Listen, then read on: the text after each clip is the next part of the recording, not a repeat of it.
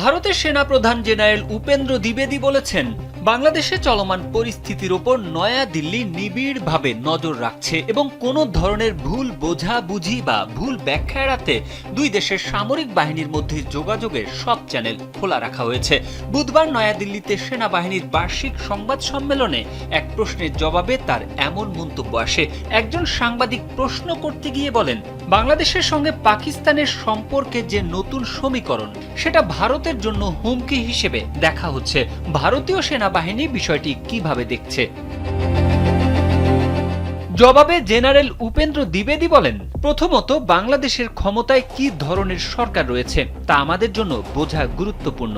যদি এটি একটি অন্তর্বর্তী সরকার হয় তাহলে দেখতে হবে তারা যে পদক্ষেপগুলো নিচ্ছে সেগুলো আগামী ৪-৫ বছরের জন্য নাকি কেবল আগামী ৪-৫ মাসের জন্য।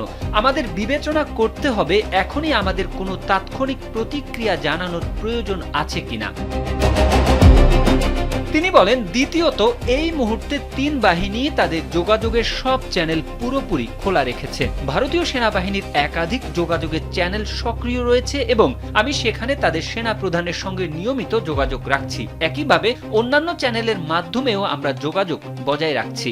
আমরা সেখানে একটি প্রতিনিধি দল পাঠিয়েছিলাম যারা মাঠ পর্যায়ে সংশ্লিষ্ট সবার সঙ্গে সাক্ষাৎ করেছে। একইভাবে নৌবাহিনীর প্রধান এবং বিমান বাহিনীর প্রধানও কথা বলেছেন। ভারতীয় সেনা প্রধান বলেন, এর উদ্দেশ্য হলো কোনো ধরনের যোগাযোগের বিভ্রাট বা ভুল বোঝাবুঝি যেন না হয়।